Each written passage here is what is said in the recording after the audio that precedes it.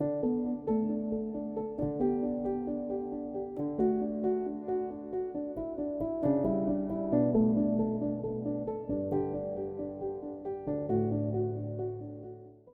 for any Hispanic family, there's a tradition called, well, in our world, it would be the midnight mass.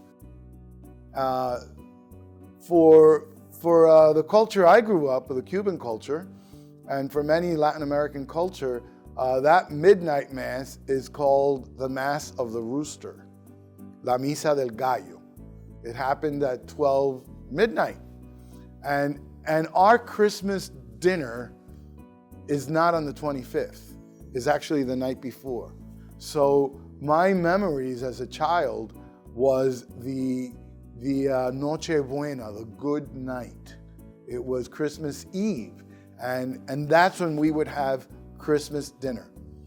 And at the end of Christmas dinner, then we would go to La Misa del Gallo, the Mass of the Rooster, that would usher in Christmas Day. And that was very special for me as a child, then as an altar server. It was like this was a special, special time. You went from one table to another. You went from the table of the good night of the Noche Buena, where we would have the Christmas meal, and then you would go to the Eucharistic table, one to the other. And then Christmas Day was a day of visiting family.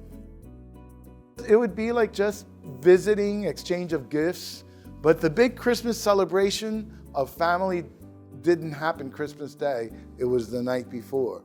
And I would remember we would gather in big long tables and eat the traditional Latin or Cuban fare for that night, which was always roast pork.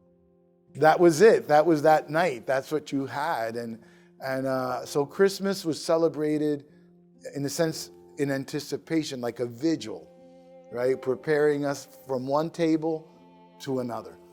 And Advent is actually about anticipation, right? So, but what are we anticipating? We are anticipating, in a sense, the Christ that already came, because we tell the story of that happened 2,000 years ago. Then we talk about the Christ that comes to us every day. And then we also remember that ultimately all of life is an Advent, because we are preparing for our encounter with Christ at the end of our time personally and at the end of time as well, because he did promise to come back. One of the fascinating things about the Christian message is that the second person of the Trinity, the Word of God made flesh, doesn't show up all grown up, right? Doesn't show up all grown up. He shows up as a child, as a baby, who's vulnerable, who has to depend on others to take care of him or her. In this case, it was Jesus, him, right? And so that the creator of the universe becomes humble enough and vulnerable enough to place himself in the hands of someone else, right? As a baby. So he didn't just like appear as a 30-year-old powerful man that we see in the Gospels. He appears as a vulnerable little child that places himself really at the mercy of others. At the mercy of others. What an incredible lesson, right? For us, because sometimes we too, even in our grown-up lives, have to place ourselves at the mercy of others. And that's humbling to do that.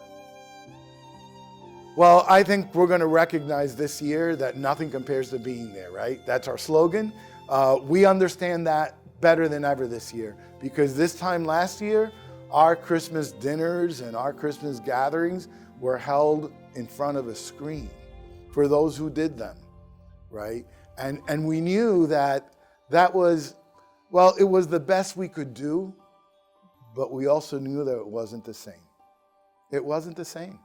And so in the same way that in our own family lives, right now. This year we will be able to gather. Parents with their children, grandparents with their grandchildren, friends with friends. I hope that we will appreciate what we have this year, because last year we didn't, because nothing compares to being there. Well, that all transfers to church, right? Yeah, for months, we watched Mass. That's what we did. We did the best we could, right? But we couldn't receive the Lord in the Eucharist through a screen. We could look at Him in the same way that we couldn't really have the turkey dinner or the ham on Christmas through a screen. We just maybe looked at it, but we couldn't even smell it. This year, we're able to. So my hope is that we will all be grateful to God and come back to that table too. I spoke about our Christmas tradition at home and in my culture of going from one table to another. I would hope that we would remember that there is that table of the Lord that's set for you and for me every day, actually, and that really nothing compares to actually being there.